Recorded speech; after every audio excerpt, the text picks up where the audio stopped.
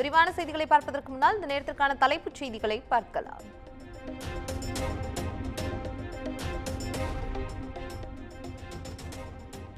அதிக விளைச்சல் தரும் 109 பயிர் வகைகளை அறிமுகம் செய்தார் பிரதமர் நரேந்திர மோடி. சிறுதானியங்கள், தீவன பயிர்கள், எண்ணெய் வித்துக்கள், பருப்பு வகைகள் உள்ளிட்ட தானியங்களின் விதைகள் வெளியீடு.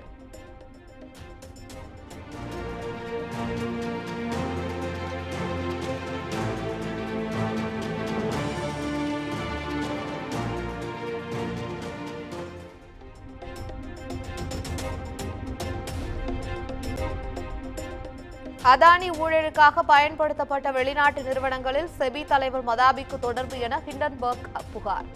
அடிப்படை ஆதாரமற்ற குற்றச்சாட்டுகள் என மதாபி அறிக்கை.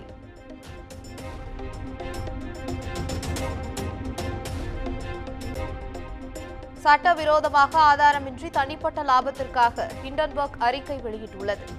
அதானி குழுமம் பதில் அறிக்கை.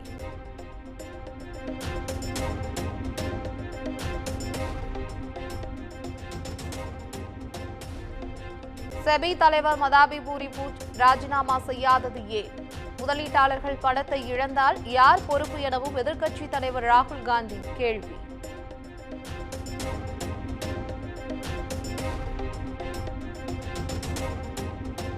அதானி மோசடி கணக்கில் செபி தலைவர் மாதவி பூஜ்க்கு தொடர்பு என எழுந்த குற்றச்சாட்டு. நாடாளுமன்ற கூட்டுக்குழு விசாரணை தேவை என காங்கிரஸ் பொதுச் செயலாளர் ஜெய்ராம் ரமேஷ் வலியுறுத்தல்.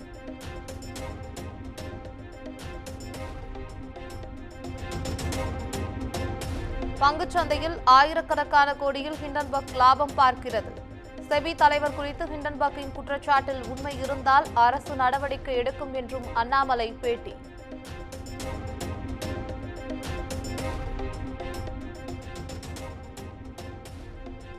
மக்கள் பிரச்சினைகளை பொருட்படுத்தாமல் கார் பந்தயத்தில் திமுக அரசு கவனம் செலுத்துகிறது என எடப்பாடி பழனிசாமி குற்றச்சாட்டு. மக்களின் பணம் மக்களுக்கு போய் சென்றடைய வேண்டும் என்றும் சேலத்தில் பேச்சு.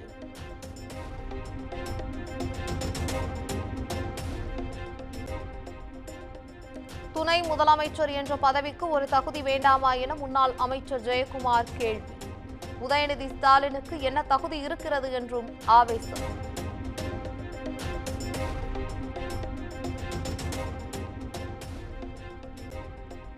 உதயநிதி ஸ்டாலின் துணை முதலமைச்சராவதை காங்கிரஸ் வரவேற்கிறது.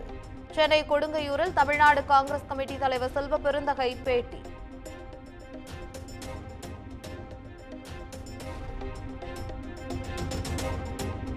தமிழ் புதல்வன் திட்டத்தில் உள்ள மாணவர்கள்தான் அடுத்த தேர்தலில் காஸ்தி வாக்காளர்கள்.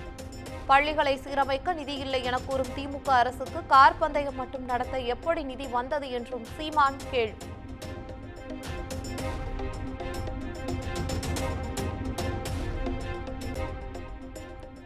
அரசு ஊழியர்களின் ஓய்வு வயதை உயர்த்தப் போவதாக பரவும் தகவல் வெறும் வதந்தி.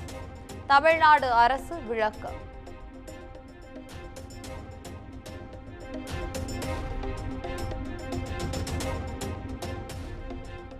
சென்னை ஆவடி அருகே விஷவாயு தாக்கி ஒப்பந்த தொழிலாளர் பரிதாபமாக உயிரிழப்பு.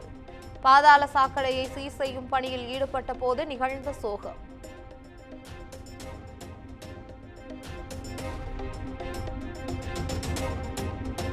மேட்டூர் அணைக்கு நீர்வரத்து வினாடிக்கு 20,505 கன அடியாக அதிகரிப்பு. அணையில் இருந்து காவிரி டெல்டா பாசனத்திற்காக 12,500 கன அடி தண்ணீர் திறப்பு.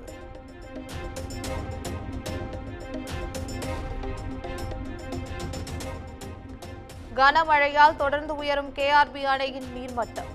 கிருஷ்ணகிரி, தருமபுரி, திருவண்ணாமலை மாவட்டங்களுக்கு வெள்ள அபாய எச்சரிக்கை.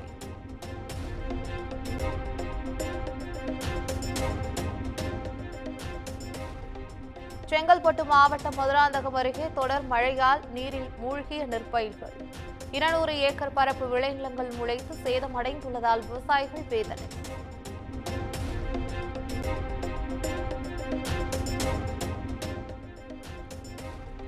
சேலம் மாவட்டம் கொளத்தூர் அரசு உதவி பெறும் பள்ளி மாணவர்களை உடற்கல்வி ஆசிரியர் தாக்கிய சம்பவம். விளையாட்டில் தோற்றதற்காக மாணவர்களை தாக்கிய உடற்கல்வி ஆசிரியர் பணியிடை நீக்கம்.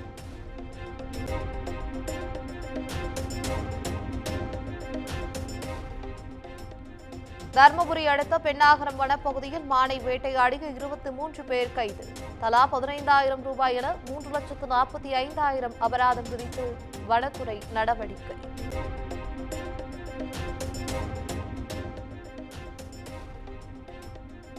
திருவள்ளூர் மாவட்டம் காக்கலூர் அருகே பர்னிச்சர் கடையின் ஊழியர் மீது தாக்குதல். மர்ம நபர்கள் குறித்த சிசிடிவி காட்சிகள் வெளியாகி பரபரப்பு.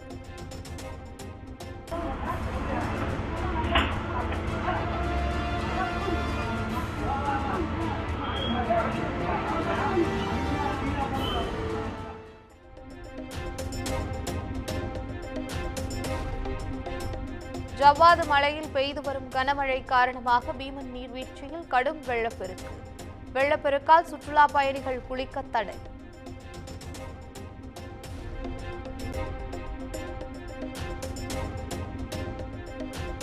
சென்னை கிண்டி ஆளுநர் மாளிகைக்கு மண்ணெண்ணெய் கேனுடன் மனு கொடுக்க வந்த பெண்ணால் பரபரப்பு. சமாதானப்படுத்தி அனுப்பி வைத்த போலீசார்.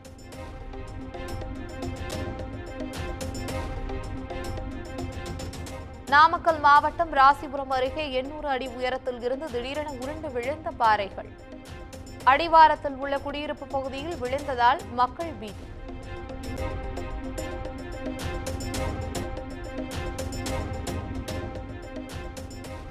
வார விடுமுறையை ஒட்டி உதகையில் குவிந்த சுற்றுலா பயணிகள். தாவரவியல் பூங்காவில் வைக்கப்பட்டிருந்த மலர் செடிகளை கண்டு ரசித்து புகைப்படம்.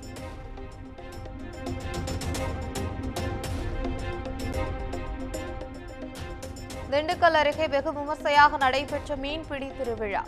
மத நல்லிணக்கத்தை வலியுறுத்தி நடைபெற்ற திருவிழாவில் 500க்கும் மேற்பட்டோர் பங்கேற்பு.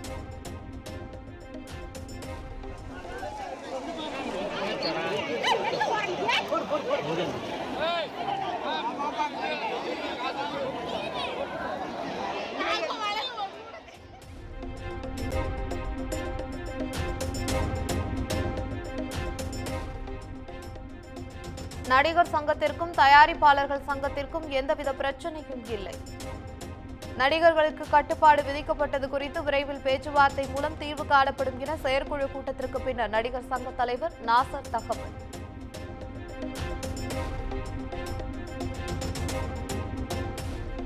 தமிழ்நாட்டில் வருகிற 15ஆம் தேதி வரை மிக கனமழை பெய்யும் என்பதால் ஆரஞ்ச் அலர்ட் விடுப்பு. இந்திய வானிலை ஆய்வு மையம் கணிப்பு.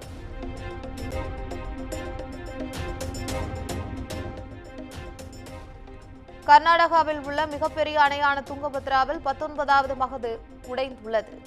அணையில் இருந்து தண்ணீர் சீறி பாய்ந்து வெளியேறுவதால் வெள்ளம் ஏற்படும் அபாயம்.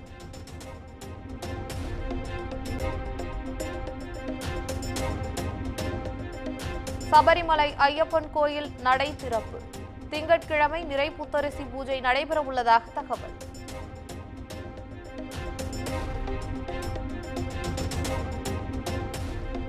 தலைநகர் டெல்லி உள்ளிட்ட வட மாநிலங்களில் வெளுத்து வாங்கிய கனமழை.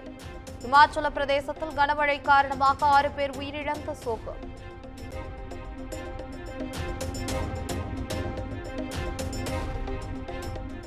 தெலங்கானா மாநிலத்தில் சாலையில் நடந்து சென்ற காவலாளி மீது அதிவேகமாக மோதிய கார். தூக்கி வீசப்பட்டு உயிரிழந்த நெஞ்சை பதற வைக்கும் சிசிடிவி காட்சிகள் வெளியானது.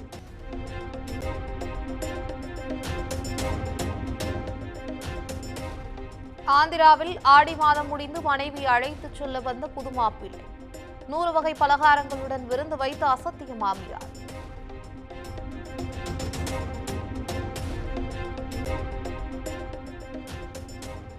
அமெரிக்காவின் சதியால் தன்னுடைய பேச்சு திரித்து கூறப்பட்டு வன்முறை ஏற்பட்டது. தாம் வங்கதேசத்தில் தங்கியிருந்தால் இன்னும் பல உயிர்கள் பலியாக இருக்கும் என மௌனம் கலைத்த ஷேக் ஹசீனா விளக்கம்.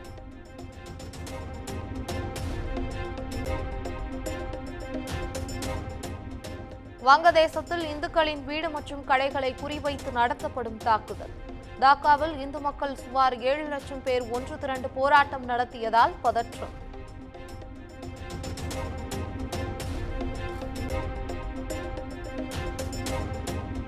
சிறுத்தை சிவா இயக்கத்தில் சூர்யா நடிப்பில் உருவாகியுள்ள கங்குவா திரைப்படம். படத்தின் ட்ரெய்லர் திங்கட்கிழமை பிற்பகல் 1 மணிக்கு வெளியாகும் என்று படக்குழு அதிகாரப்பூர்வமாக அறிவிப்பு.